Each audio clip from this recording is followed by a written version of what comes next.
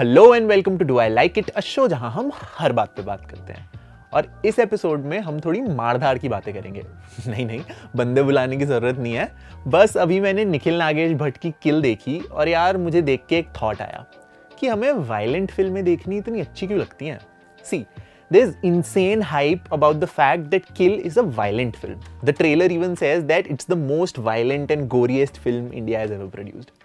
अब यार एक तो I think that violent is a very weird adjective to use for a film. A film has violence and based on whether you like or dislike it, it's a good or a bad film. ये violent film क्या होता है? Film थोड़ी आके तुम्हें चांटा मारेगी. But semantics aside, I want to understand this relationship between cinema and violence.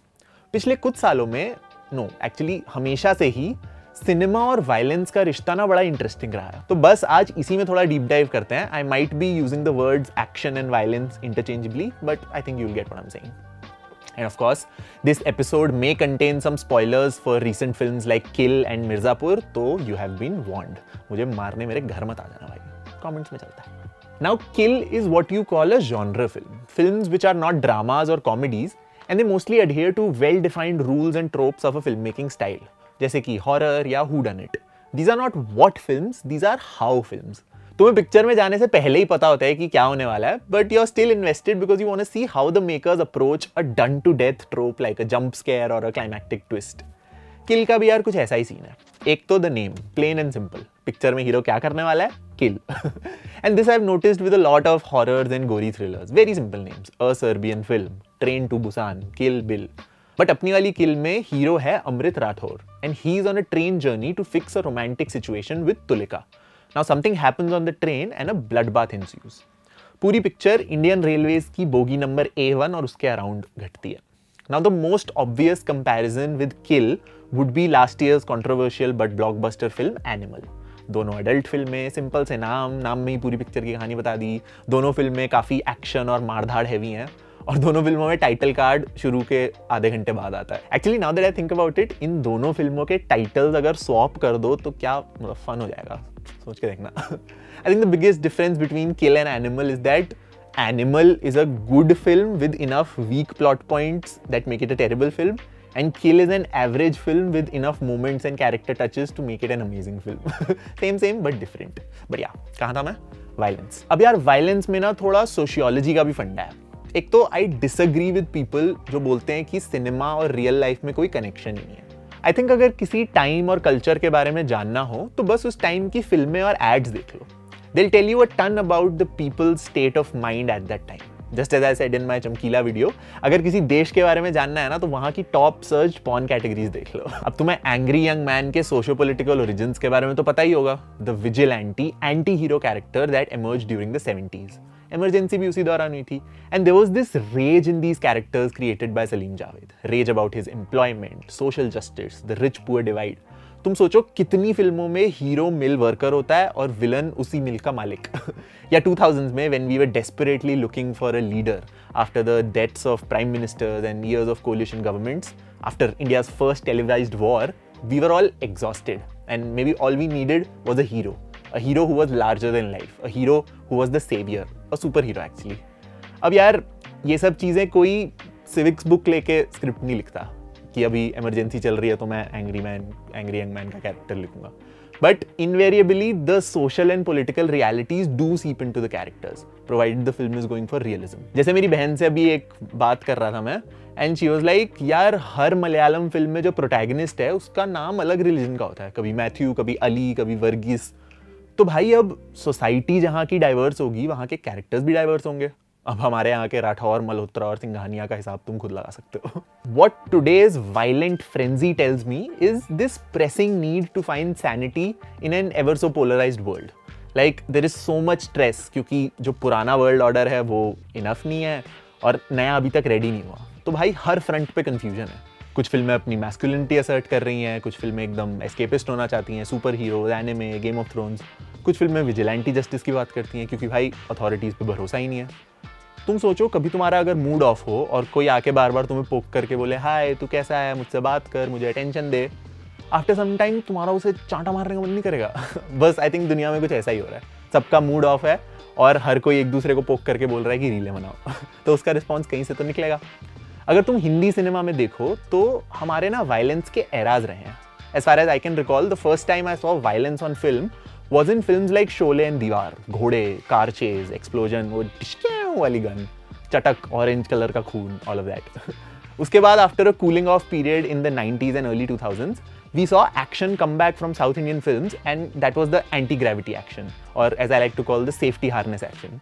क्योंकि भाई हर सीन में हीरो लात वात मार के उड़ रहा होता है, and his hands are in a fist for no reason because he's holding the safety harness that was removed in post. And now we're in this era of ultra realistic, gory and in your face action. These eras are greatly dictated by the technology at the time, censorship laws and the general filmmaking culture. अब 70s और 80s में censorship strong थी तो actions में cartwheels और गुलाटियाँ ज़्यादा होती थी. 2000 में VFX better हुए, better वायर रिमूवल वगैरह सब होने लग गया तो सब उड़ने लग गए. And now that technicians from all over the world are working in Indian films, the action too is getting more and more world class. And just like any other genre, violence too builds upon what has come before it. Like Rohit Shetty perfected the South Indian anti-gravity action with his attention to detail and a solid stunt background. Or how Rajamouli combined the CGI of Marvel and 300 and the scale and fantasy of Lawrence of Arabia to get his unique style in films like Magadhira, Bahubali and RRR. और The Old Boy Arjun Valley fight scene. तो इन सब में तुम्हें दिखेगा कि बहुत एक दूसरे से इन्फ्लुएंस ले रहे हैं. And talking about Animal, just like Animal, Kill draws inspiration from American foot fetishist, hemophile and occasional filmmaker Quentin Tarantino.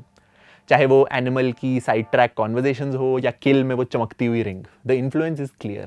And just like Tarantino, this violence here has some reason. There is an emotional core जहाँ से ये violence निकल के आ रही है. और यार, that's what violence is ना. It's not just about how big the explosion is or how red the blood is.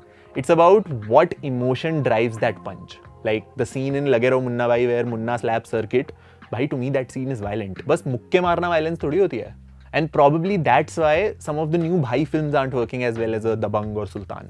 One thing that has worked in films like Animal and Kill was the foreplay aspect of violence. Tigmanshu Dhulia ने एक जगह पे बोला था कि violence is just like sex. Gun का चलना main चीज नहीं है. गन के चलने से पहले जो foreplay हो रहा है, जो डायलॉग बाजी हो रही है, वो है violence. And this is where films like Kill and even Gangs of Wasseypur shine. And this is where the new season of Mirzapur failed miserably. भाई, there is no context to people slicing and shooting each other. Guddu ने cocaine करी, उसके सामने एक बंदा खड़ा हुआ है, डिश से उसने गोली चला दी. कोई डायलॉग बाजी नहीं, कोई बिल्डअप नहीं, बस ऐसा लग रहा है शोर कर रहे हैं सब लोग. There needs to be some context to the violence being shown on screen. Like a perfect example would be in RRR when the song Komuram Bhimudo comes. There is this one beautiful shot, I think 3-4 second का होता है, where Ramcharan is whipping NTR and one drop of NTR's blood spills on Ramcharan's face. And as he's wiping it, a tear falls from his eye at the same time and this blood of his friend mixes with his tear. तुम सोचो, एक shot में पूरी picture की कहानी बता दी इन्होंने. All that marpeat and blood aside, it's moments like these that anchor the gore in real human emotions. And just like that in Kill, every hit is intentional. There is a rhythm to the hero's violence versus the villain's violence. Starting में when Amrit is trying to contain the situation, the action is more defensive. But when Tulika is killed, he becomes this machine, making each kill more harrowing than the last one. Also, yaar, I really feel that we've come a long way from a time where in Sholay the censor board had caused the ending to be changed क्योंकि police वाला कानून अपने हाथ में कैसे ले सकता है. बट यहाँ पे देखो भाई, एक NSG कमांडो गुंडों को चुन चुन के मार रहा है, तो काफ़ी इंटरेस्टिंग चीज़ है वो. But of course, Kill is not a perfect film by any standard. While I love the slick runtime and the overall pacing of the film, the writing loses pace with some unnecessary flashbacks. अब यार, ये एक दो scene ही है, but जब आपकी picture 2 घंटे की हो and it promises a gripping thriller, every second counts and every bad moment kills the overall film. Pun totally intended. Also, in an otherwise brilliant sound design job, I wasn't that big a fan of the lead character's dubbing. कुछ तो झोल है भाई इसका, या तो dialogue कुछ change करें बाद में या सेंसर बोर्ड का कुछ है. बिकॉज जब भी वो छोटी बहन के बारे में बात करते हैं, they change the name or something. तो कुछ तो मतलब लीड कैरेक्टर की डबिंग में कुछ सीन है. And the action, as slick as it was, did feel weightless and CGI at some points, especially the CGI blood. I mean, it wasn't Gangs of Wasseypur level खून की नदी, but at some places it did feel कि यार viscosity की थोड़ी दिक्कत है. But other than these super specific nitpicks, I think the film passes the Alfred Hitchcock refrigerator test. अब मान लो तुम एक पिक्चर देख के घर आते हो, यू लाइक द फिल्म, सब कुछ बढ़िया है, तुम्हें मजा आ गया 3 घंटे पिक्चर देखने में, एंड घर आके you pour yourself a drink, and just as you open the refrigerator you realise, oh shit, what about this loophole, ये कैसे हो सकता है, this doesn't make sense. Now Hitchcock says कि भाई film only has to hold your attention and make logical sense while you are in the theatre. एक बार तुम बाहर निकल के रियल वर्ल्ड से इंटरैक्ट करते हो तो हर फिल्म ही सेंसलेस लगेगी। And I think Kill really works on that front. And yes, these were some of my thoughts on Kill and this general influx of gory and violent films that we are seeing.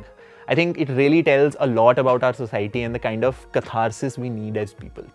But तुम लोग बताओ यार, what you liked about Kill, what you didn't like as much, and do you like watching violent films? भाई मुझे तो बड़ा मजा आता है, मेरे अंदर के जानवर को बड़ी validation मिलती है, मैं एकदम खून खराबा देखता हूँ, and then after that I can get back to being a furry teddy bear. So दोस्तों, this was Prateek and I'll see you in the next one.